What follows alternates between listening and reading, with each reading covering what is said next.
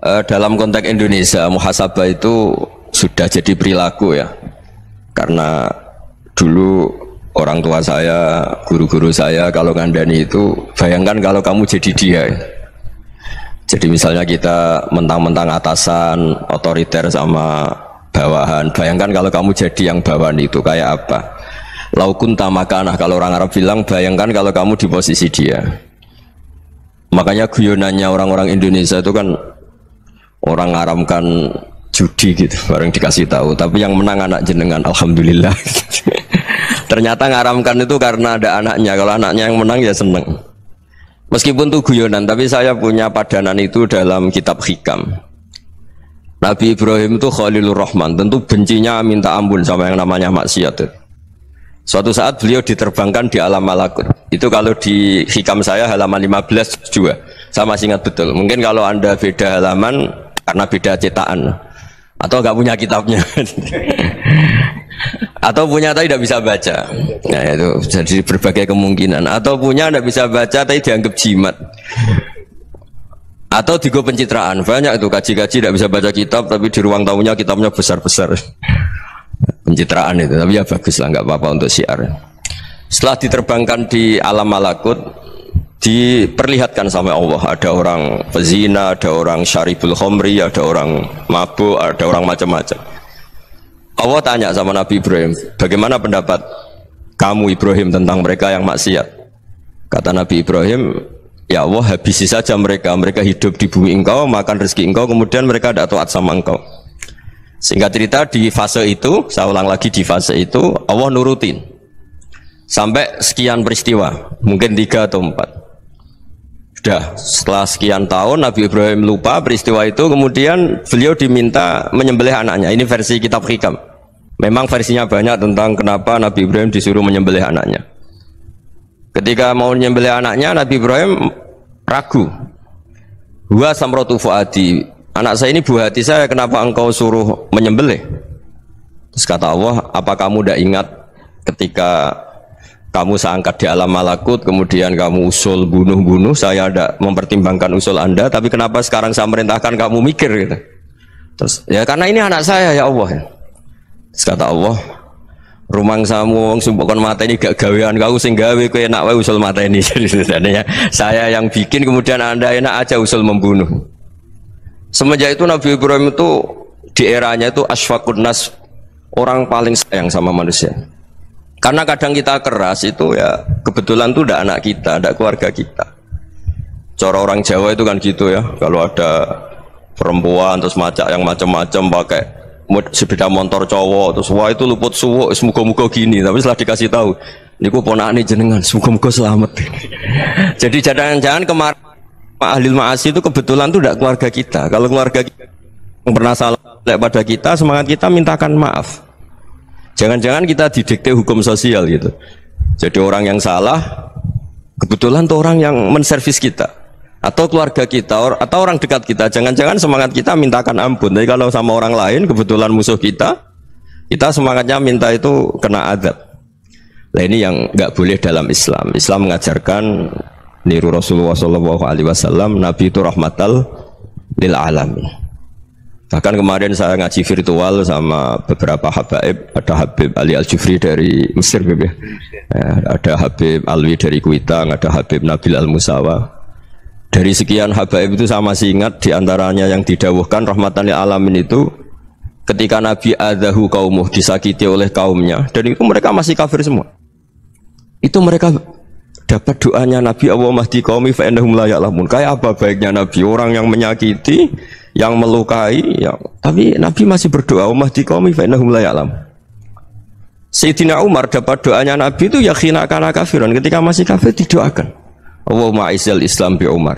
Itu ketika masih kafir. Itu pelajaran bagi kita bahwa yang sedang tidak cocok pun itu berdapat doa kita.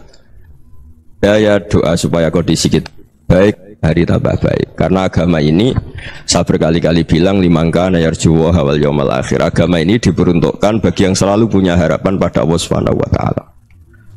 Saya cerita muhasabah ini tentang hubungan kita dengan Allah.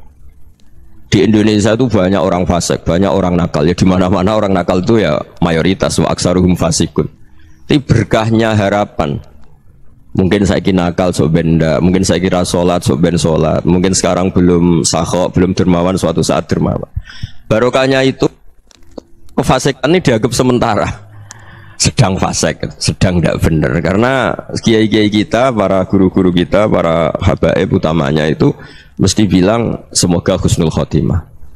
Nah barokahnya doa itu semoga husnul khotimah itu menjadikan satu pola sosial. Yang sedang fasik ini masih diharapkan jadi lebih baik, jadi lebih, sehingga kita tidak ngambil sikap ekstrim, ya ingin menghabisi atau ingin mengadili, tidak, karena selalu kita punya harapan. Dan agama ini limangkan erjuwo hawal yawm akhir. Bayangkan dulu kalau yang nakal itu anak kamu, pasti kamu nggak ingin kan langsung dapat azab, dapat apa? Padahal kita semua jadi tokoh ini abul kulli, bapak dari semuanya. Sehingga ketika Rasulullah SAW jalan-jalan kemudian melihat perempuan sedang menyalakan api. Kalau apinya mati ditiup, anaknya dijauhkan.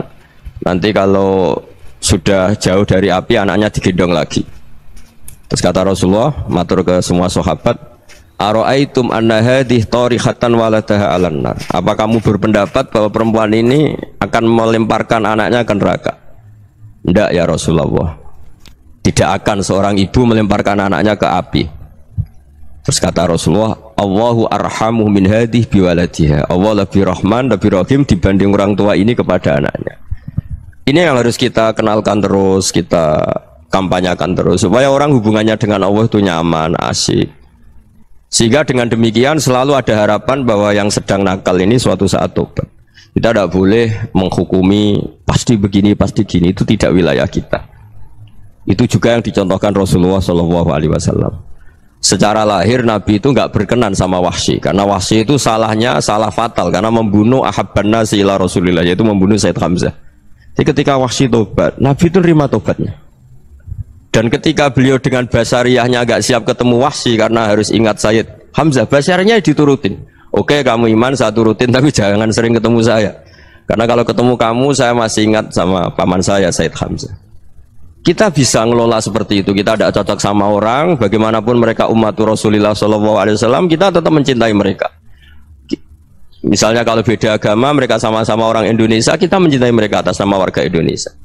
Tapi kalau misalnya potongannya ora cocok, beda kultur, bawaannya itu mangkel no coro Jawa, ya bisa diilmoni, jangan ketemu. Wong sudah tidak cocok, ingin ketemu nyari solusi, roh ini tok seneng itu kan ya repot itu. Ya sudah, kalau nggak mati cocok ya jangan sering ketemu. Dan itu kita bisa memanage seperti itu tuh bisa. Saya berkali-kali cerita tentang Imam Syafi'i. Kalau dikasih tahu ya Imam Aba Abdillah, panggilannya Imam Syafi'i, tetangga anda ini ternyata banyak yang nggak senang anda. Jawabnya beliau senang. Ya bagus kalau nggak senang saya, ndak utang saya katanya. Jadi gara-gara saman seneng aku ngatur aku ini kan. Dan mungkin saman rasa seneng kan ya enak. Jadi hidup itu dianggap happy. Kalau seneng ya teman silaturahim, kalau nggak seneng ya nggak bakal utang gitu. Baru kaya seneng itu nggak ganggu. Gitu. Jadi dulu itu orang bisa ngelola seneng nggak seneng itu bisa. Karena ada kearifan hubungan dengan Allah Subhanahu wa Ta'ala. Hidupnya selesai karena masyghul bi dzikrillah. Mereka sibuk dengan Allah. Makanya kata ulama-ulama tasawuf, kamu jangan melihat manusia perilakunya, tapi kamu juga harus ingat yang gerakkan semua itu Allah Subhanahu wa Ta'ala. Dengan demikian kita farah, kita senang. Makanya Nabi kalau ngutus Anas bin Malik kemudian nggak kesampaian yang diinginkan karena Anas main, ketika garwa-garwani Nabi agak tersinggung, Nabi andaikan Allah menghendaki yang saya inginkan kesampaian, pasti itu kesampaian. Jadi dianggap kegagalan Anas gak manggil yang dituju Nabi itu ya kersane Allah, ya enteng saja. Sayyidina Ali lebih parah lagi yang dialamin. Itu dalam beliau kalau dipanggil tuh gak cepet-cepet ke sana. Ketika ditanya, kenapa kamu tak panggil gak cepet ke saya? Amin tuh ukubatak. Karena aku tahu engkau orang baik. Orang baik itu pemaaf. Jadi makanya orang-orang soleh dulu itu bodoni itu. Makanya sekarang kalau ada orang bodoni itu mesti beda orang soleh. Kalau orang-orang soleh itu kakean husnudzon lagi sering dibodonin. Abdul bin Umar itu masyhur itu. Kalau ada budaknya sering sholat, sergap sholat itu dimerdekakan. Akhirnya nggak sholat pun pura-pura sholat. Akhirnya juga dimerdekakan. Ketika ditanya, kenapa engkau merdekakan? Padahal mereka sholatnya menipu engkau, kata pembisik-pembisik itu. Man khoda'ana lillah in khoda'na lah. Dia nipu atas nama Allah, berarti saat tertipu juga atas nama Allah, gak masalah dong, semuanya demi Allah Subhanahu wa ta'ala. Jadi ketika kita mensifati Allah Ta'ala itu ghafir, Allah pemaaf. Jangan kamu nggak fair untuk diri kamu nyifati Allah ghafir, pada orang lain Allah kamu sifati syadidul iqab. Jadi Allah kamu atur, kayak MC tadi ngatur saya. Jadi Allah itu apa? Kalau pada saya ghafir, kalau pada musuh saya syadidul iqab. Itu tidak fair. Kalau Anda punya harapan kepada Allah karena Allah Rahman Rahim, Allah ghafir, sebenarnya Allah pada musuh kita ya bisa saja Allah ghafir, bisa saja Allah Rahman Rahim. Sehingga kita melihat orang lain yang kita tidak cocok itu ya enteng saja. Itu min ummati Rasulillah sing tanaluhu syafa'atu, tanaluhu sa'atu rahmati, tanaluhu fair. Jangan dengan kita kayak mesti dapat rahmat, jangan orang lain kayak Allah pasti syadidul iqab. Itu tidak boleh. Sehingga ketika ada orang Badui, singkat cerita orang Badui ini kencing di masjid, semua sahabat membentak dia. Yang nggak bentak hanya Nabi tok. Saking mangkelnya orang ini karena semua sahabat bentak kecuali Nabi. Setelah dibenarin Nabi, terus Nabi nyuruh Sobu Ali Dhanuban min ma'in. Setelah disucikan masjid itu, dia berdoa keras sekali. Allahumma arhamni wa Muhammadan wa la tarham ma'ana ahadan. Ya Allah, yang berhak dapat rahmatmu hanya saya dan Nabi Muhammad, yang lainnya jangan. Karena yang lainnya tuh jengkelin, gitu aja saya salah dimarah-marahin gitu. Jadi kalau kamu doa terbatas ya kayak orang Bedui ini, kayak orang Arabi. Apa kata Nabi? Laqad tahajjarta wasi'an. Allah yang rahmatnya luas menjadi kamu sempitkan. Karena kamu mau atur Allah hanya Rahman pada Indonesian Power, pada NU, pada kita, yang orang lain nggak perlu dapat. Itu kan kasihan Islam, karena Islam terus nggak dimiliki semua orang. Allah nggak dimiliki semua orang, Rasulullah nggak dimiliki semua orang, karena di NU, di ormas tertentu, di nggak boleh seperti itu. Nggak boleh takhasyar tawasian, kata Nabi, nggak boleh mempersempit zat yang rahmatnya itu luas. Ini semoga etika ini kita pakai di Indonesia. Yang sedang fase kita harapkan lebih baik, yang sedang nggak dapat hidayah kita doakan dapat apa? Hidayah. Masyhur kan, makanya tadi saya mohon sama Habib Ali supaya Habib Ahmad supaya tetap mahalul qiyam tabaruk sama Habib Ali. Di antara doa-doa di Simtud Duror masyhur itu antuqabilal mudhniba minnah fil ghufran wal musi'a bil ihsan. Jadi harapannya para habaib, para orang-orang baik dulu ya, semoga yang dosa itu dimaafkan, yang sedang salah dibuka, bikin lebih baik. Nabi itu tugasnya juga gitu. Wastaghfir li dzambika walil mu'minina wal mu'minat. Nabi itu tugasnya juga memintakan ampun yang sedang salah. Nah ini cobalah jadi etika kita, muhasabah kita. Jadi muhasabah itu cara berpikir kita set, kita pikir ulang. Ternyata semangatnya seorang Nabi itu wastaghfir li dzambika walil mu'minun. Semangatnya itu memintakan ampun. Orang ahli tafsir tahu semua kalau Nabi itu tidak mungkin dosa. Jadi itu khitabun Nabi wa urida bihi ummatu, itu khitab Nabi, tapi yang dimaksud itu umatnya, karena Nabi tidak akan mengalami dzambun, tidak akan mengalami dosa. Sekarang enggak, kadang-kadang kita ini kalau orang lain salah itu semangat. Kalau di perusahaan ada teman salah, apalagi miran salah itu seneng, barokahnya salah bisa ganti kan gitu. Ya, jadi kalau mungkin di dunia tokoh juga gitu, barokahnya ada tokoh salah, kita yang jadi populer sendiri, tidak boleh seperti itu. Kita harus salimus sodri di jami'il muslimin. Jadi ini harus dilatih. Saya tadi matur sama Habib Ahmad, latihan kita jadi hidup. Nabi itu kalau resep jadi wali itu kata Nabi gampang. Kata Nabi, kalau kamu ingin disenangin Allah, ya sudah, kalau kamu asbahta wa amseta gini-gini, perasaan kamu, kata Nabi, jangan punya perasaan ghil sama orang muslimin. Itu sudah wadzalika min sunnati. Makanya Nabi ngendikan la yablughni ahadun an ahadin syai'an. Ada yang baca la yuballighni ahadun an ahadin syai'an. Seseorang jangan melaporkan ke saya tentang salahnya yang lain. Fa inni akhruju ilaikum wa ana salimus sadri. Karena saya ingin ketemu sampean semua dalam keadaan salimus sadri, tidak punya perasaan apa-apa. Karena kalau nurutin membisik, nurutin informasi itu ya repot, karena orang pasti sepihak. Ada kiai yang top datang ke kampung-kampung ning desa-desa, kata yang seneng itu punya akhlak. Oh itu bagus orang besar datang ke kampung-kampung. Kata yang nggak seneng, oh itu jobnya kiai kecil kok diambil, itu kan ya kasihan itu kan sudut pandang. Makanya saya sering bilang, akal kita ini cukup untuk mentasdik Rasulullah SAW. Meskipun perasaan kita kadang orang Jawa itu beda. Saya berkali-kali bilang sama peneliti dari Jogja, kenapa sih Gus para nabi itu kok poligami istrinya banyak? Nabi Dawud katanya itu berapa? Itu Nabi Sulaiman malah jumlahnya agak terbatasin. Nabi Muhammad itu paling sedikit. Saya tanya gini, perempuan itu orang lemah, jadi kalau nolong orang satu gimana baik, kalau nolong orang dua ya lebih baik, ya sudah kira-kira seperti itu. Paling tidak akal kita masih tahu kalau orang baik itu kan mesti baik, nolong orang satu baik, nolong orang dua ya lebih baik, nolong orang tiga lebih baik. Tapi kalau kamu orang nggak baik, satu saja kamu terlantarin, kamu miskinkan, kamu ya tinggal ukur kan, kalau orang baik nambah baik, tapi kalau orang buruk tambah buruk. Nah itu akal kita bisa menganalisis kenapa sih nikah itu ada yang poligami, ada yang enggak. Ya sudah, ukur saja diri kamu. Misalnya kayak saya elek keriting, rabi terus, memperbanyak wong elek, orang perilaku netok raine dadi elek kabeh gitu. Tapi nak kowe ku ganteng, alim, ganteng, sugih, anake ganteng-ganteng, berhubung kowe saleh ahli swarga kabeh, mertua yo bangga karena karir kamu meyakinkan. Ini mertua kamu aja gak bangga mau nambah. Ipar gak bangga, mertua gak bangga, desa kamu yang kamu wayai juga gak beda dengan Nabi ketika nikah Juwairiyah itu nggak ada pernikahan sebarokah Nabi dengan Juwairiyah itu asharu Rasulillah. Di situ habis perang banyak tawanan, gara-gara jadi bisanya Nabi langsung dibebaskan semua karena asharu Rasulillah. Sekarang bisanya Kanjeng Nabi. Dulu Abu Sufyan mangkalnya bukan main sama Nabi, gara-gara putrinya dinikah terus langsung jadi. Kalau kamu kan enggak, nikah satu, nikah lagi, satu kampung musuh kamu karena istri pertama ya cemburu, yang kedua agak bangga. Wah itu selesai itu dunia wal akhirah. Maksud saya nganalisis Islam itu harus pakai akal, dan akal yang dipakai ini saya bawa ke kitab Ihya adalah pikiran-pikiran para ulama. Makanya ketika Imam Ghazali ketika ditanya fakaifa bi muslimin fasikin asawaha fi jami'i amri, kalau kalian ketemu orang fasik, orang Islam tapi fasik, perilakunya nggak ada yang benar. Kata Imam Ghazali jawabnya lucu, aneh.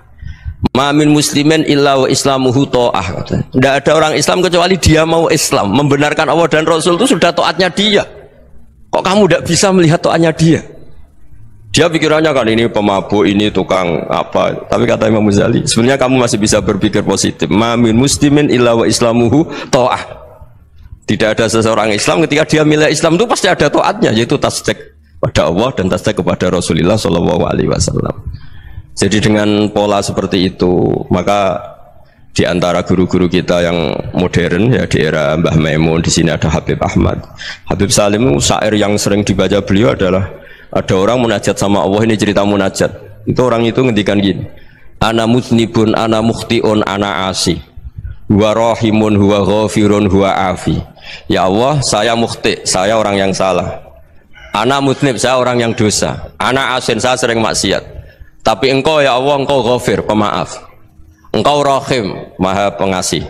Engkau afin, yang mudah memaafkan. Terus kata orang ini, ya agak kurang ajar tapi saking senengnya sama Allah. Qobal tuhunna salasatan bisalasati. Ya gini saja ya Allah, sifat engkau diadu dengan sifat saya. Engkau Tuhan, Gusti, nggak boleh kalah katanya. Terus wasatahliban ausofu ausofi, dan kau pasti pemenangnya gitu. Jadi ada orang rayu Allah dengan cara seperti itu ya ada ya. Saya ini manusia, salah saya banyak. Engkau ampunannya banyak. Engkau Tuhan, Gusti, nggak boleh ampunan Anda, ampunan engkau kalah dengan salah saya. Nggak boleh Tuhan kok kalah. Jadi untuk supaya orang punya harapan gitu. Banyak juga wali-wali yang jadab ketika datang ke makam Rasulullah SAW. Itu kalau dongo ya agak kacau sebetulnya, cara syariat agak kacau. Ya Allah, engkau punya dua pilihan. Jika engkau menjadikan saya soleh, surah habibu, yang senang kekasihmu, yaitu Rasulullah SAW.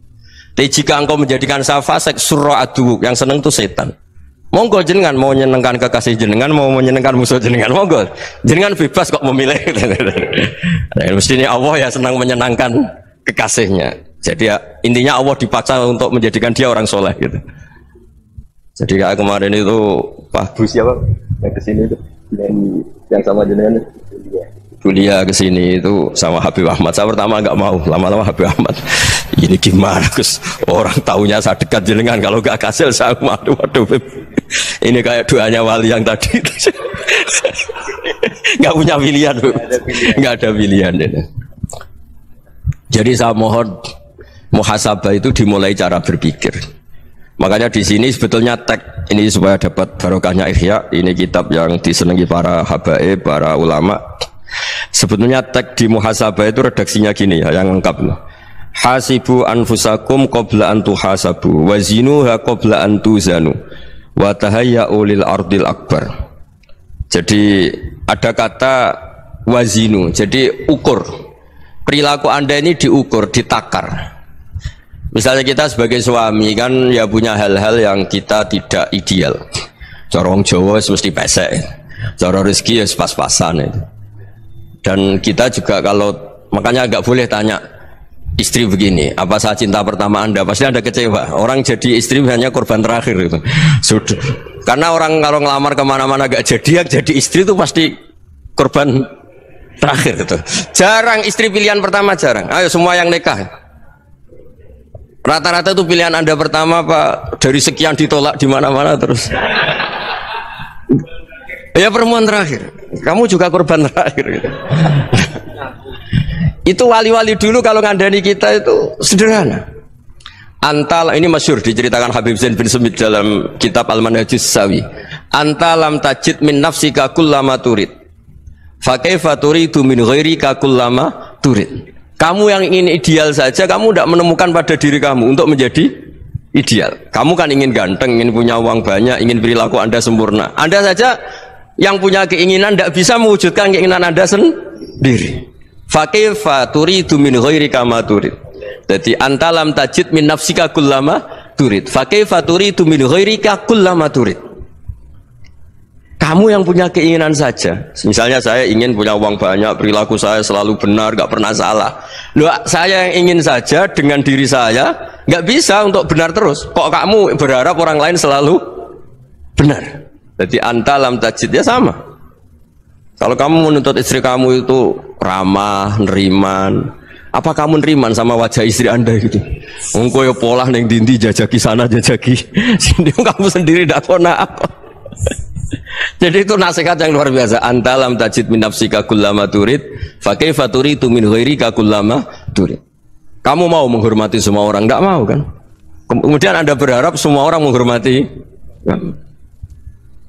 kamu tidak ingin kan orang lain semua menghujat kamu. Sementara kamu enak aja menghujat orang lain. Makanya Rasulullah SAW luar biasa ketika bikin kaidah sosial. Apa la yu'minu ahadukum hatta yuhibba li akhihi ma yuhibbu li nafsi. Jadi kalau ukuran iman itu sederhana. Kalau sesuatu itu baik, nyaman bagi Anda ya bayangkan itu pada teman Anda. Misalnya Anda bangun tidur sudah acak-acakan, nggak punya uang, utang jatuh tempo, kan nggak ingin ketemu orang.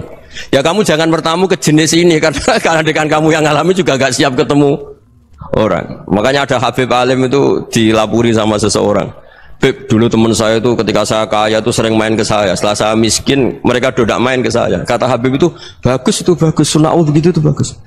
Coba kalau kamu dulu kaya, teman kamu main kan kamu gaya, di rumah ada makanan, bisa hormat tamu.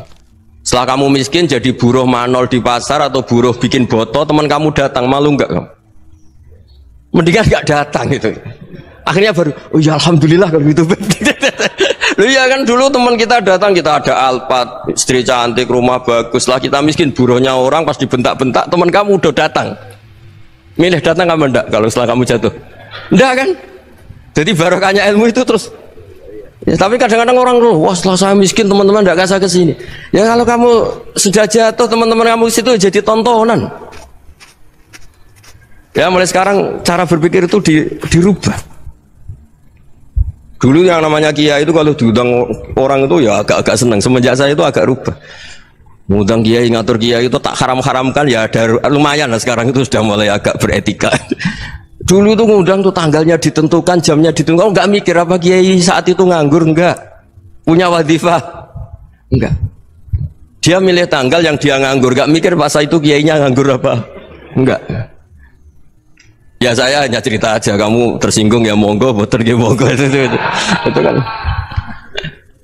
Jadi saya mohonlah supaya tadi saya juga matur ke Habib Ahmad. Jadi untuk orang merasa ikut sunnah Rasul itu gampang sekali kata Sayyid Muhammad.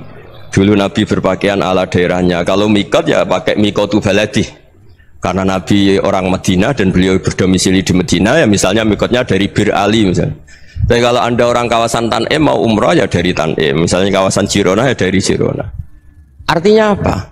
Kamu ngambil mikot karena Nabi mikot misalnya dari Bir Ali, bukan berarti kamu harus seperti Nabi di Bir Ali, kamu orang Mekah, misalnya kamu orang Tanim, orang dia harus dari mikot apa? Baladi.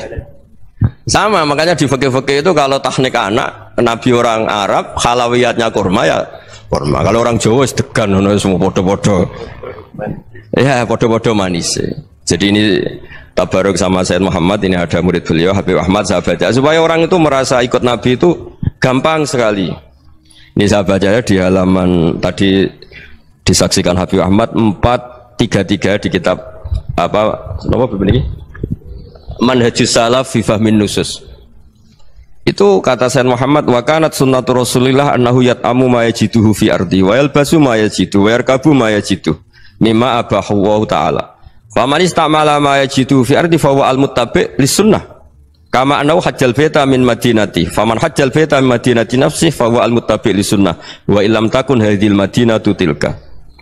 Jadi intinya misalnya Nabi dulu itu ngasih sodakoh kepada fakir miskin ya pakai dinar, dirham. Ya kalau orang misalnya sodakoh pakai rupiah ya sudah ikut sunnah Nabi. Jangan, lu Nabi pakai dinar loh, kamu kok pakai rupiah. Dulu dinarnya Nabi udah ada tulisannya Bank Indonesia, kamu ada tulisannya Bank.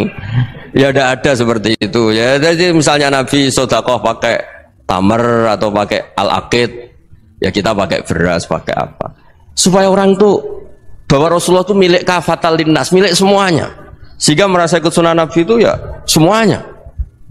Makanya dulu Mbah Mun kalau motivasi saya supaya bombong, kalau orang Jawa bilang bombong, wong Jawa itu mesti ono wong alim. Beliau menyontohkan mas itu Mbah Fadol, Senori, Mbah Ihsan Jambes, itu bisa ngarang-ngarang kitab luar biasa, padahal beliau bukan orang Arab. Imam Sibawai itu orang Persia, Imam Ghazali orang Tus itu juga ikut Persia. Kata Imam Mun, wong sing ora Arab lah mesti untuk jatah alim, kata beliau, karena Nabi itu diutus kafatal linnas. Nanti kalau orang yang alim itu Arab tok, berarti tidak ada perwakilan dari Afrika, dari Asia Tenggara, dari mana-mana. Makanya karena Nabi statusnya itu kafatal linnas. Jadi kita harus bangga sebagai Muslim, sebagai orang Indonesia, karena misalnya Wali Kutub dulu terkenalnya hanya ada di Yaman, di mana. Ternyata pernah ada juga di Indonesia, dan seperti Habib Abu Bakar Segaf Gresik. Jadi ya artinya kan tetap orang Indonesia, meskipun beliau zuriyah Rasul kan ya sudah orang apa? Orang Indonesia. Zuriyahnya Habib Ali Semtuduror sekarang di Solo. Jadi Indonesia juga dapat Alawin banyak, dari Sadatin Alawin juga banyak. Jadi saya mohon barokahnya ngaji seperti ini. Melihat orang lain tuh gampang, bayangkan tuh kalau anak kamu. Makanya Nabi, nanti kalau nggak percaya lihat di Hikam nomor 15 di kitab saya itu. Di situ dijelaskan oleh Hikam, jangan-jangan semangat Anda pada orang yang maksiat, pada orang yang keliru supaya dihukum itu karena kebetulan itu udah anak Anda, itu udah keluarga Anda. Coba kalau itu keluarga Anda. Makanya kalau saya guyonan di Jogja itu ada pembantu mecahkan piring terus dimarahi majikannya, saya mesti guyon gitu, pasti itu pembantunya tidak cantik. Kok bisa Gus? Andai kan cantik dan kamu senang mecah no piring satu, piring sewu iso ngamuk. Ternyata ngamuknya itu karena mecahkan piring apa karena plus tidak cantik? Coba jawab para lelaki ini. Kamu marah sama orang maksiat tuh karena maksiat, karena plus itu udah anak Anda. Bayangkan kalau itu anak Anda. Itu hebatnya Rasulullah SAW, karena kita yang salah pun kadung umatnya, Nabi tetap ngasih fasilitas syafaati li ahlil kabair min ummati. Kayak apa baiknya Nabi? Tidak ikut maksiat tapi ikut fasilitasi ngasih syafaat. Loh kalau li ahlil ibadah kan wajar, Nabi ketika ini syafaati li ahlil kabair min ummati. Ya karena tadi logika yang dibangun Rasulullah itu logika yang luar biasa. Kita semangat orang lain kena hukuman itu karena kita tidak punya ra'fah, tidak punya rahmah. Coba kalau Rasulullah yang bil mu'minina ra'ufur rahim, semangatnya itu mendoakan supaya tobat, mendoakan diampuni. Dan itu juga yang diperintahkan oleh Allah Subhanahu wa taala, wastaghfir li dzambika walil mu'minina wal mu'minat. Ya semoga barokahnya ngaji ini, barokahnya Habib Ahmad, barokahnya Maulid Simtuduror, barokahnya semua kitab madaih tiba berjanji semuanya, barokahnya Ikhya, barokahnya Said Muhammad, barokahnya guru kita semua, Mbah Maimun, bapak saya. Kita ini ngikuti manhaj, ya, ngikuti apa? Manhaj. Saya sering didawi Mbah Mun, kenapa ihdinas siratal mustaqim bukan siratoka? bukan jalan engkau ya Allah. Karena Allah itu nggak bisa kamu tiru. Allah itu tidak tidur, tidak makan, tidak kesel, tidak capek. Yang bisa ditiru itu siratal ladzina an'amta alaihim. Yang bisa ditiru manusia ya niru manusia. Karena Allah itu tidak bisa ditiru. Makanya ihdinas siratal mustaqim siratal ladzina. Dan niru siapa? Niru guru-guru kita. Termasuk niru cara pandang. Jadi misalnya ada orang awam di rumah itu hanya delok reng, delok tikus liwat, itu kan kayak nganggur. Kok ora tahajud malah mendelok reng. Melihatnya jangan gitu. Huwa tarokal ma'asiyah. Dia di rumahnya tidak dugem, tidak kemana-mana. Dia berarti malam itu tarkul ma'asi. Tidak nyopet, tidak garong, tidak ke tempat maksiat. Susahnya apa sih husnudzon? Jadi jangan lihat huwa tarkut tahajud, huwa tarokat tahajud, wa taroka qiyamul lail. Oke ya, namanya orang begitu ya tidak tahajud, tidak qiyamul lail. Tapi susahnya apa sih kamu bilang huwa tarokal ma'asiyah? Dia juga meninggalkan maksiat, dan tarkul maksiat itu ibadah. Supaya orang tuh gampang lah husnudzon sama orang muslim. Ini orang mukmin, orang yang luar biasa. Di mata Allah itu orang yang luar biasa. Kayak tadi Imam Ghazali, kalau saya ketemu orang muslim kemudian dia tidak pernah baik, gimana? Kata Imam Ghazali, ma min muslimin illa wa islamuhu ta'ah. Tidak ada orang Islam ketika dia mentasdihkan Allah dan Rasulullah, berarti dia juga punya taat. Ya ini latihan saja, sing iso nglakoni Habib Ahmad kula namung cerita mawon. Kula cerita secara akademik, saya punya kitab, saya baca dan alhamdulillah kita faham barokahnya para guru, dan supaya terbiasalah sebaik-baiknya ibadah husnudzon billah wa husnudzon bil mu'minin. Soal tidak cocok ya diilmoni tadi ya, namanya nggak cocok ya jangan sering ketemu. Seperti Rasulullah SAW, beliau karena sangat mencintai Sayyid Hamzah, ketemu orang yang pernah begitu sama Sayyid Hamzah, ya beliau secara basyariah tidak siap. Tapi beliau secara cara bahasa sekarang, secara profesional, kalau beliau seorang nabi dan harus menerima tobatnya siapapun ya diterima. Saya meskipun dengan A, B gak cocok karena dia begini-begini sama saya, tapi saya ingat dia sholat, dia baca sholawat, dia mencintai Rasulullah, ya kita hormat. Ya soal gak cocok ya di manage tadi ya, zuruhiban tasdid huban. Kalau gak pati cocok ya jangan sering ketemu, bawaannya enak nanti.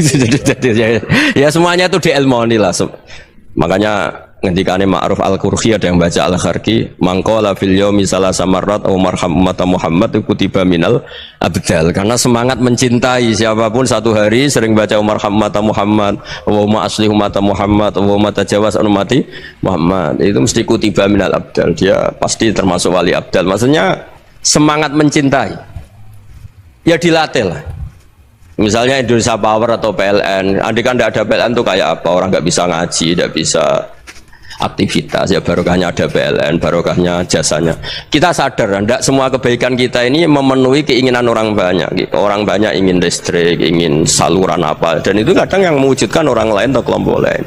Ya karena itu manfaat ke orang lain ya kita doakan, karena khairun nas anfa'uhum linnas. Sehingga kita terbiasalah ngakui orang lain. Seperti semangatnya Rasulullah SAW, semuanya itu didoakan, semuanya diinginkan kebaikannya. Bahkan Nabi gak putus asa sampai di akhirat. Ketika Nabi lain sudah putus asa karena sudah akhirat, sampai dimintai syafaat semuanya bilang nafsi, nafsi. Karena merasa semuanya gak punya nyali di depan Allah. Karena ini sudah akhirat, sudah finish. Tapi apa Rasulullah? Analah. Ya udah, saya sanggup mensyafaati kalian. Terus kata Nabi, fa'atiyal arsya. Saya mendatangi aras, fa'akhiru lahu sajidan, saya sujud, wa ahmaduhu bima hamida allamani rabbi. Kemudian saya tetap muji Allah dengan pujian yang terus menerus. Padahal sudah di akhirat, sudah finish. Nabi dimintai syafaat masih sanggup, karena Nabi tahu akhirat tidak bisa mendikte Allah, tidak bisa Allah terus bilang, ya Allah ini akhirat, engkau sudah tidak boleh mensyafaat, tidak bisa. Allah tidak bisa diganggu akhirat, Allah tidak boleh dibatalkan rahmannya oleh akhirat. Allah tetap Rahman Rahim abadal abad. Dan Nabi tahu itu. Makanya kata para ulama, fa Muhammadun ahmadu min ghairihi. Jadi Nabi Muhammad namanya dua yang terkenal. Sebenarnya banyak yang terkenal dua, Muhammad sama Ahmad. Ketika Nabi punya nyali memuji Allah di akhirat atau sudah di akhirat, itu fa Muhammadun ahmadu min ghairihi. Ketika Nabi lain sudah tidak punya nyali muji Allah karena sudah akhirat, Nabi Muhammad tetap berani muji Allah di saat seperti itu. Makanya Ahmadu di situ kata ulama itu af'al tafdil, fa Muhammadun ahmadu min ghairihi. Kanjeng Nabi lebih memuji Allah di saat yang Nabi lain sudah tidak punya nyali untuk memuji Allah di saat itu. Makanya kata Nabi, fa'akhiru lahu sajidan wa ahmaduhu bima hamida allamaniha rabbi. Akhirnya setelah lama gitu terus Allah ngendikan ya Muhammad irfa' ra'sak wasal tu'tah wasfa' tusyaffa. Sudah Muhammad, angkat kepala kamu, kamu minta apa saya turutin, dan kalau kamu ingin mensyafaati umatmu saya beri hak apa? Syafaat. Nah, semoga semangat itu juga menjadikan kita munajat bahwa rahmat Allah tidak terbatas, harapan juga tidak terbatas. Mungkin yang sedang nakal ya kita katakan sedang, jangan terus kamu pastikan wah ini mesti suul khotimah, mesti tidak orang baik. Tidak, agama ini liman kana yarju wal yaumal akhir, selalu bagi yang punya harapan. Ya, mugi-mugi dapat barokah semua. Matur dengan kata wassalamualaikum warahmatullahi wabarakatuh. Dalam konteks Indonesia, muhasabah itu sudah jadi perilaku ya, karena dulu orang tua saya, guru-guru saya kalau ngandani itu, bayangkan kalau kamu jadi dia ya. Jadi misalnya kita mentang-mentang atasan, otoriter sama bawahan, bayangkan kalau kamu jadi yang bawahan itu kayak apa? Laukun tamakanah, kalau orang Arab bilang, bayangkan kalau kamu di posisi dia. Makanya guyonannya orang-orang Indonesia itu kan orang ngaramkan judi gitu, bareng dikasih tahu, tapi yang menang anak jenengan, alhamdulillah. Ternyata ngaramkan itu karena ada anaknya, kalau anaknya yang menang ya seneng. Meskipun itu guyonan, tapi saya punya padanan itu dalam kitab Hikam.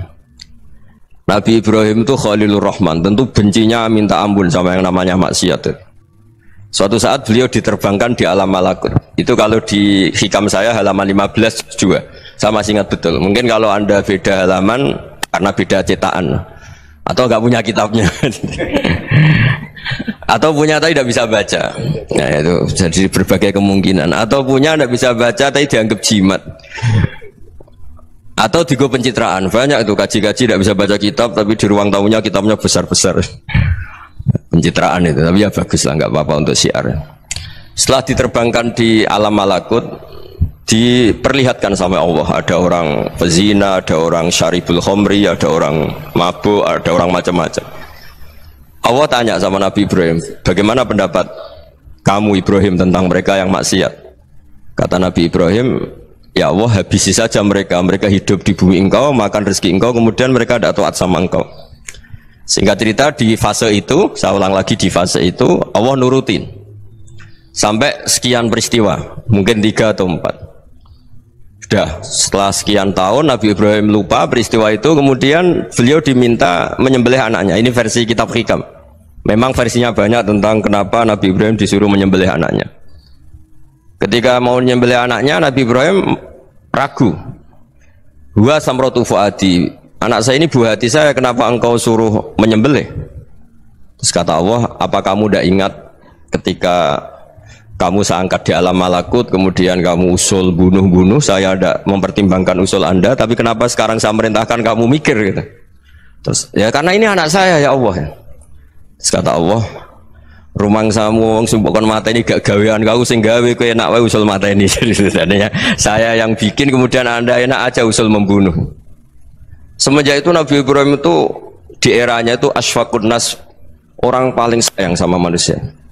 Karena kadang kita keras itu ya kebetulan tuh udah anak kita, ada keluarga kita. Cara orang Jawa itu kan gitu ya, kalau ada perempuan terus macak yang macam-macam pakai sepeda motor cowok terus wah itu luput suwuk, semoga-moga gini, tapi setelah dikasih tahu niku ponakane jenengan, semoga-moga selamat. Jadi jangan-jangan kemarin ahli ma'asi itu kebetulan tuh tidak keluarga kita. Kalau keluarga kita yang pernah salah pada kita, semangat kita mintakan maaf. Jangan-jangan kita didikte hukum sosial gitu. Jadi orang yang salah kebetulan tuh orang yang menservis kita, atau keluarga kita, atau orang dekat kita. Jangan-jangan semangat kita mintakan ampun. Tapi kalau sama orang lain kebetulan musuh kita semangatnya minta itu kena adab. Nah ini yang nggak boleh dalam Islam. Islam mengajarkan niru Rasulullah SAW, Nabi itu rahmatal lil alamin. Bahkan kemarin saya ngaji virtual sama beberapa habaib, ada Habib Ali Al-Jufri dari Mesir, ya. Ada Habib Alwi dari Kuitang, ada Habib Nabil Al-Musawa. Dari sekian habaib itu saya masih ingat diantaranya yang didawuhkan rahmatan lil alamin itu ketika Nabi adahu kaumuh, disakiti oleh kaumnya, dan itu mereka masih kafir semua. Itu mereka dapat doanya Nabi, Allahumma hdi qaumi fa innahum la ya'lamun. Kayak apa baiknya Nabi, orang yang menyakiti, yang melukai, tapi Nabi masih berdoa, Allahumma hdi qaumi fa innahum la ya'lamun. Sayyidina Umar dapat doanya Nabi itu ya khina kana kafirun, ketika masih kafir didoakan. Allahumma a'izzal Islam bi Umar. Itu ketika masih kafir. Itu pelajaran bagi kita bahwa yang sedang tidak cocok pun itu berdapat doa kita. Ya doa supaya kondisi kita baik, hari tambah baik. Karena agama ini saya berkali-kali bilang limangka nayarjuwa hawal yawmal akhir. Agama ini diperuntukkan bagi yang selalu punya harapan pada Allah Subhanahu wa taala. Saya cerita muhasabah ini tentang hubungan kita dengan Allah. Di Indonesia itu banyak orang fasik, banyak orang nakal. Ya di mana-mana orang nakal itu ya mayoritas, wa aksaruhum fasikun. Tapi berkahnya harapan. Mungkin saya kira nakal sok benda, mungkin saya kira sholat sok ben sholat, mungkin sekarang belum sakho, belum dermawan, suatu saat dermawan. Barokahnya itu kefasikan ini dianggap sementara. Sedang fasik, sedang tidak benar. Karena kiai-kiai kita, para guru-guru kita, para habaib utamanya itu mesti bilang semoga husnul khotimah. Nah barokahnya doa itu semoga husnul khotimah itu menjadikan satu pola sosial. Yang sedang fasik ini masih diharapkan jadi lebih baik, jadi lebih. Sehingga kita tidak ngambil sikap ekstrim, ya ingin menghabisi atau ingin mengadili, tidak. Karena selalu kita punya harapan. Dan agama ini limangka nerjuwo hawal yawmal akhir. Bayangkan dulu kalau yang nakal itu anak kamu. Pasti kamu nggak ingin kan langsung dapat azab, dapat apa. Padahal kita semua jadi tokoh ini abul kulli, bapak dari semuanya. Sehingga ketika Rasulullah SAW jalan-jalan kemudian melihat perempuan sedang menyalakan api. Kalau apinya mati ditiup, anaknya dijauhkan. Nanti kalau sudah jauh dari api, anaknya digendong lagi. Terus kata Rasulullah, matur ke semua sahabat, Aro'aitum anna hadih tarihatan waladaha alan nar. Apa kamu berpendapat bahwa perempuan ini akan melemparkan anaknya ke neraka? Tidak ya Rasulullah. Tidak akan seorang ibu melemparkan anaknya ke api. Terus kata Rasulullah, Allahu arhamu min hadih biwaladiha. Allah lebih rahman, lebih rahim dibanding orang tua ini kepada anaknya. Ini yang harus kita kenalkan terus, kita kampanyakan terus supaya orang hubungannya dengan Allah itu nyaman, asyik.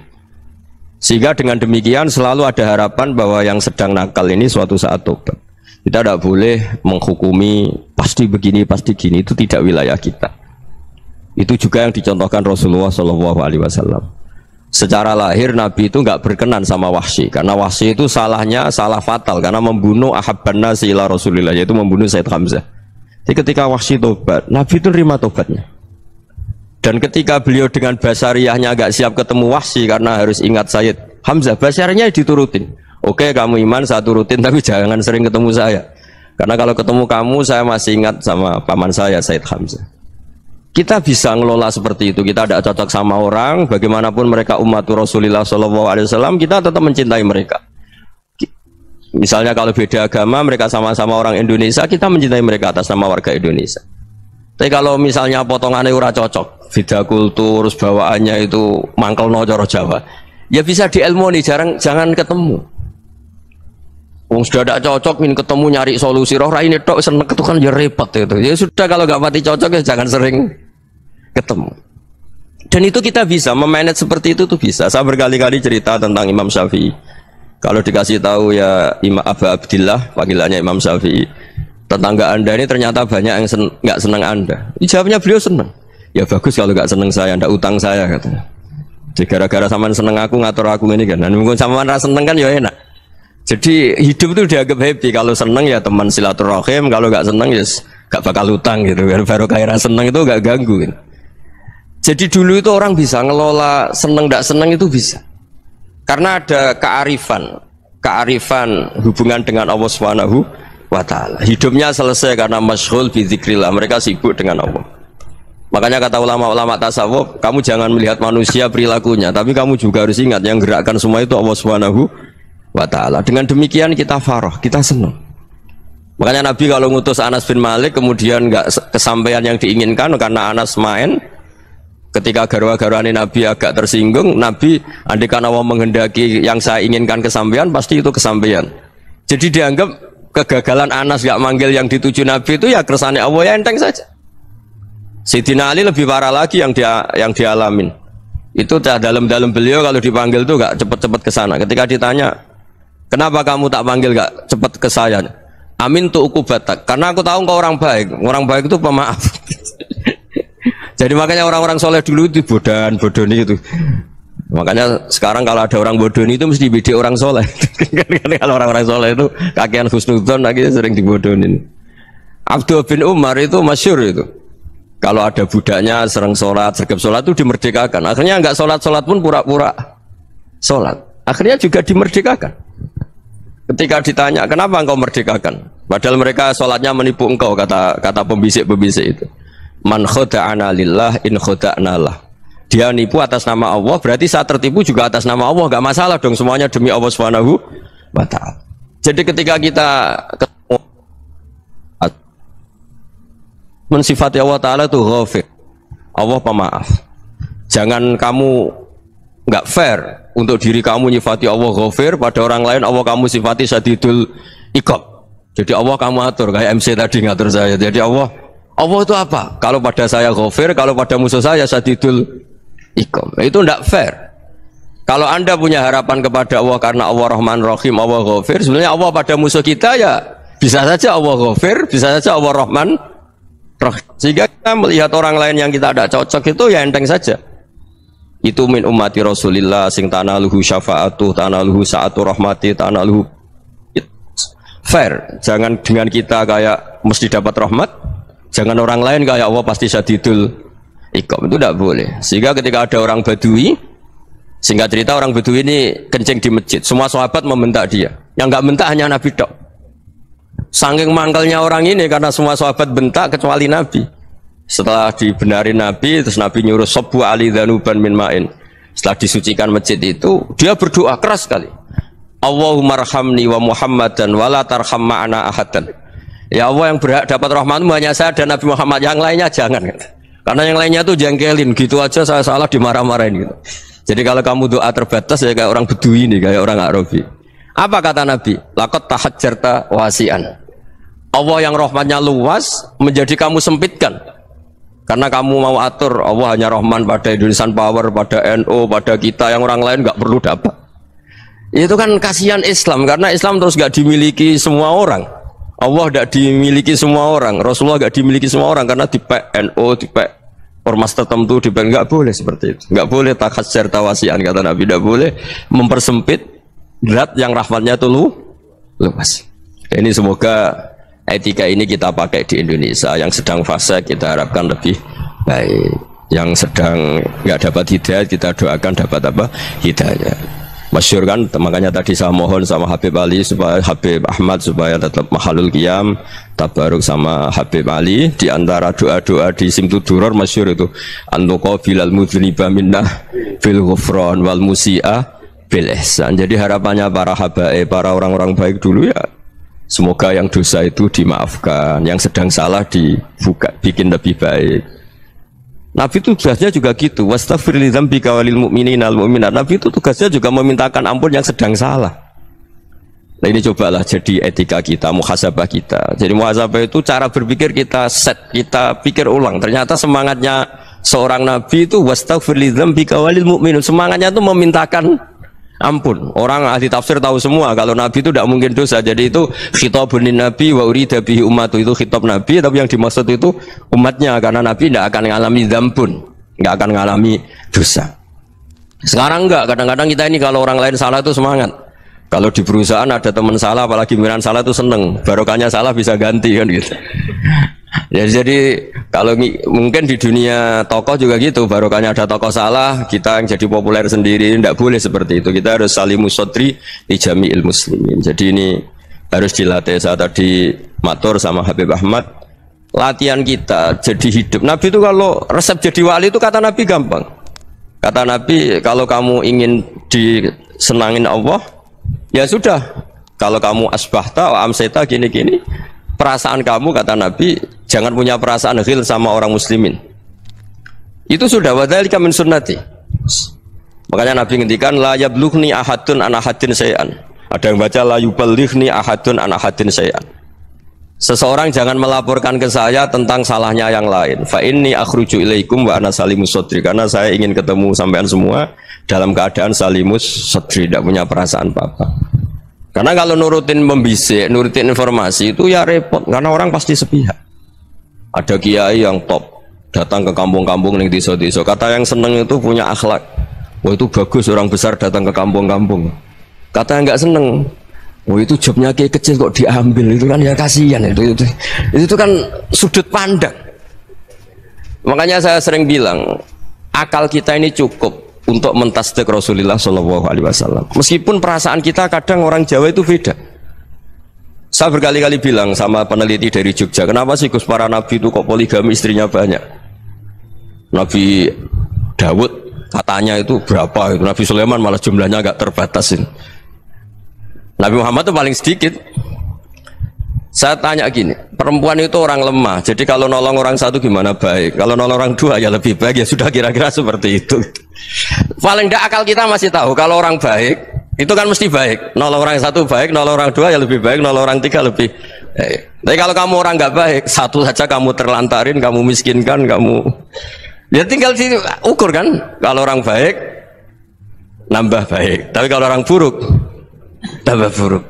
Nah itu akal kita bisa menganalisis kenapa sih nikah itu ada yang poligami, ada yang enggak. Ya sudah, ukur saja diri kamu. Misalnya kayak saya elek keriting, rabi terus, memperbanyak wong elek, orang perilaku netok, raine dadi elek kabeh gitu.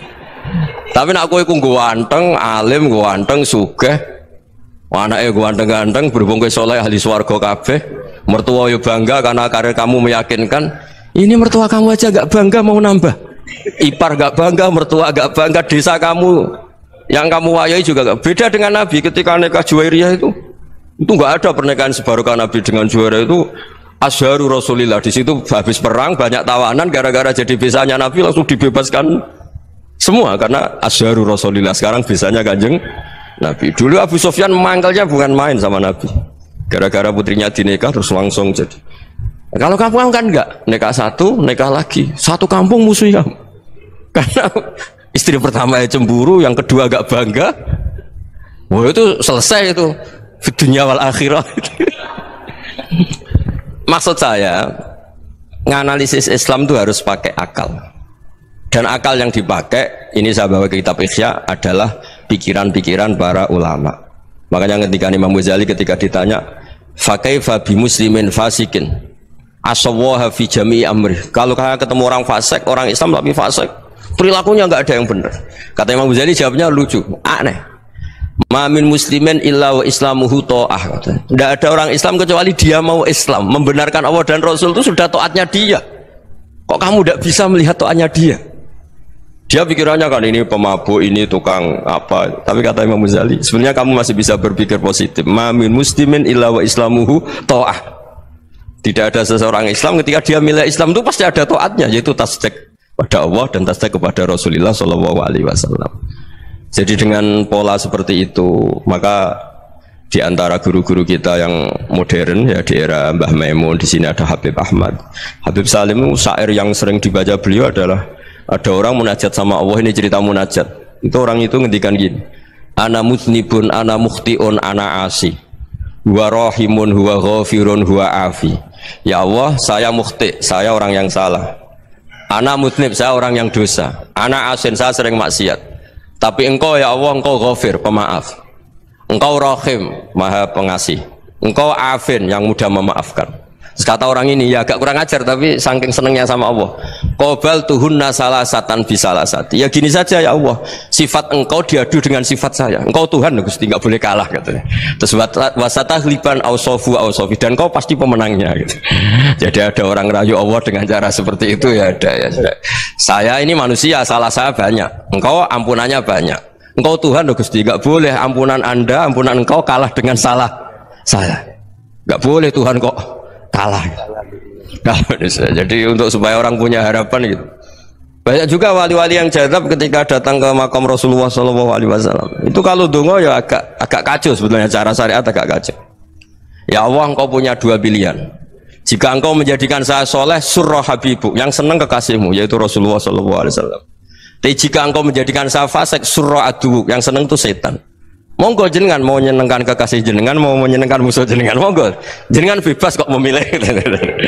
Nah, mestinya Allah ya senang menyenangkan kekasihnya. Jadi ya, intinya Allah dipaksa untuk menjadikan dia orang soleh gitu.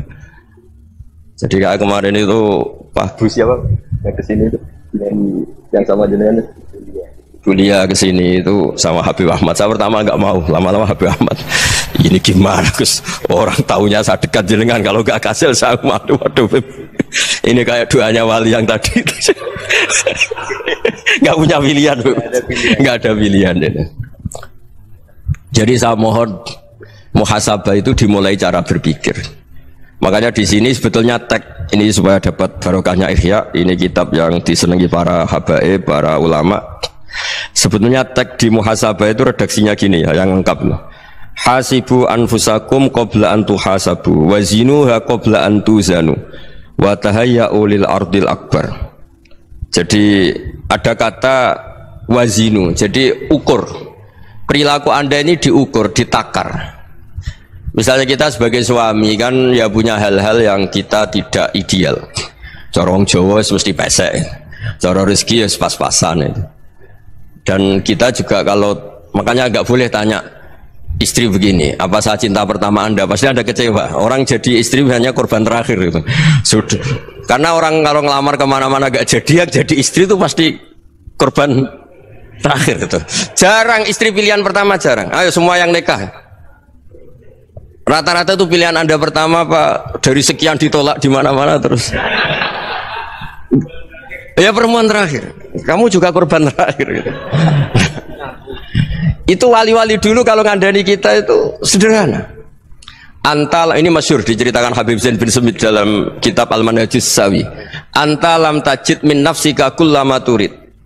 Fa kaifa turidu min ghairika kullama turid. Kamu yang ingin ideal saja, kamu tidak menemukan pada diri kamu untuk menjadi ideal. Kamu kan ingin ganteng, ingin punya uang banyak, ingin perilaku Anda sempurna. Anda saja yang punya keinginan tidak bisa mewujudkan keinginan Anda sendiri. Fakaifa turidu min ghairika ma turid. Jadi antalam tajid min nafsika kullama turid. Fakaifa turidu min ghairika kullama turid. Kamu yang punya keinginan saja. Misalnya saya ingin punya uang banyak, perilaku saya selalu benar, gak pernah salah. Loh, saya yang ingin saja dengan diri saya, gak bisa untuk benar terus. Kok kamu berharap orang lain selalu benar? Jadi antalam tajid ya sama. Kalau kamu menuntut istri kamu itu ramah, neriman, apa kamu neriman sama wajah istri Anda gitu? Engkau ya pola neng dindi jajaki sana jajaki sini, kamu sendiri tidak kona apa. Jadi itu nasihat yang luar biasa. Antalam tajid min nafsika kullama turid, fa kaifa turidu min ghairika kullama turid. Kamu mau menghormati semua orang? Tidak mau kan? Kemudian Anda berharap semua orang menghormati. Kamu tidak ingin kan orang lain semua menghujat kamu. Sementara kamu enak aja menghujat orang lain. Makanya Rasulullah SAW luar biasa ketika bikin kaidah sosial. Apa la yu'minu ahadukum hatta yuhibba li akhihi ma yuhibbu li nafsi. Jadi kalau ukuran iman itu sederhana. Kalau sesuatu itu baik, nyaman bagi Anda ya bayangkan itu pada teman Anda. Misalnya Anda bangun tidur sudah acak-acakan, nggak punya uang, utang jatuh tempo, kan nggak ingin ketemu orang.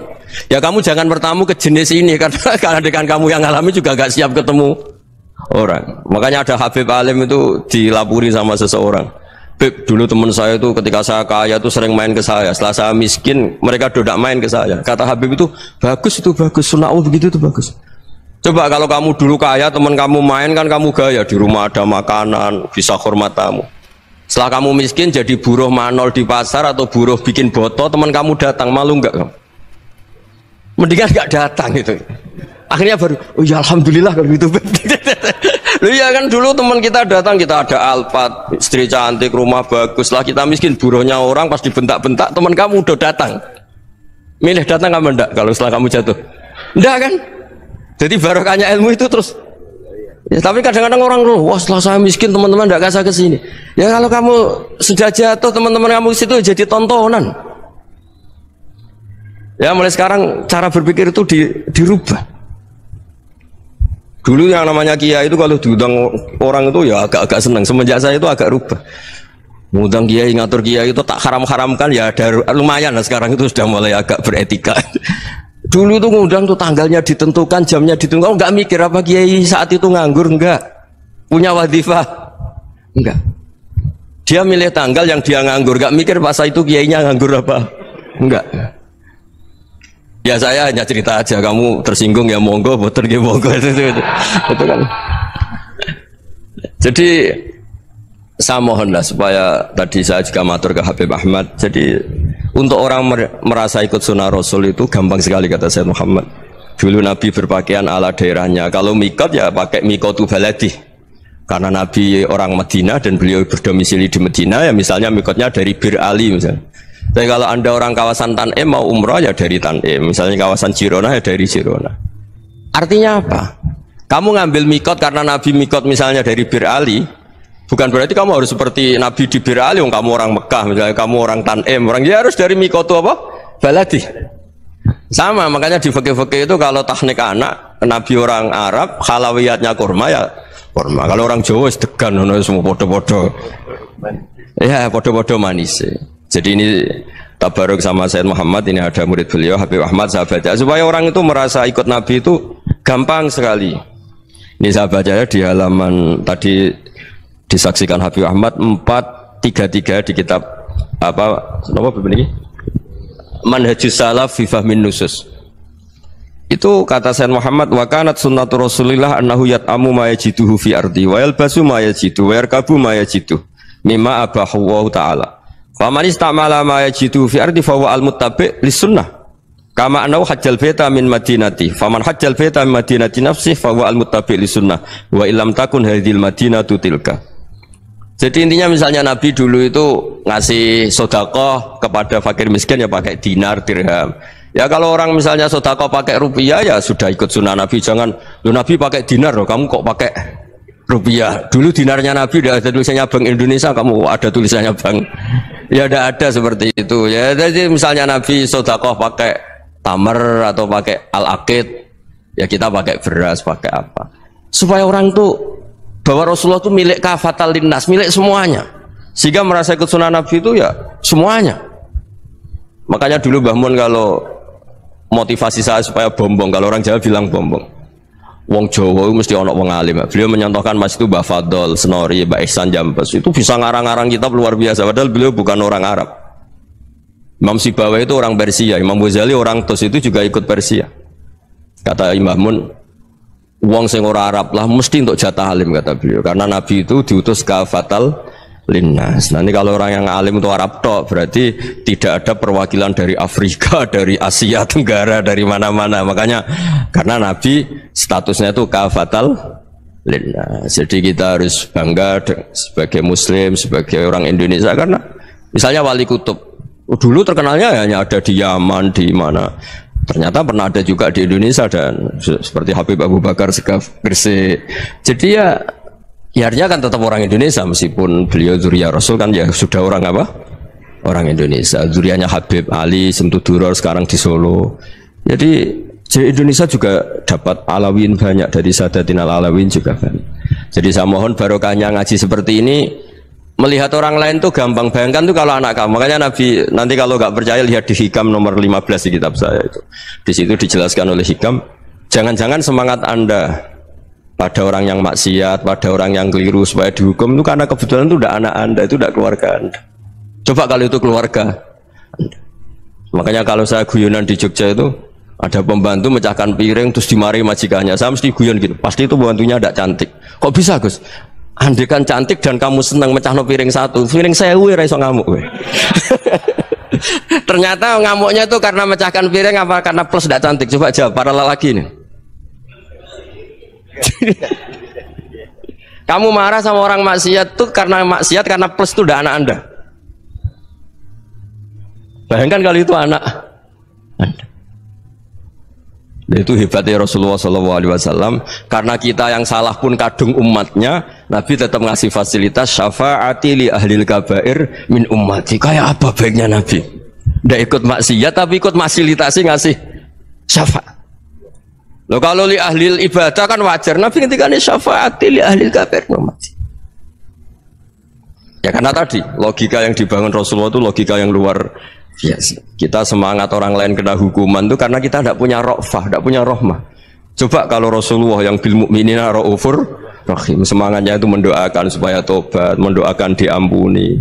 Dan itu juga yang diperintahkan oleh Allah Subhanahu wa taala, wastaghfir li dzambika walil mu'minina wal mu'minat. Ya semoga barokahnya ngaji ini, barokahnya Habib Ahmad, barokahnya Maulid Simtud Duror, barokahnya semua kitab madaih tiba berjanji semuanya, barokahnya Ikhya, barokahnya Said Muhammad, barokahnya guru kita semua Mbah Maimun, bapak saya. Kita ini ngikuti manhaj, ya, ngikuti apa? Manhaj.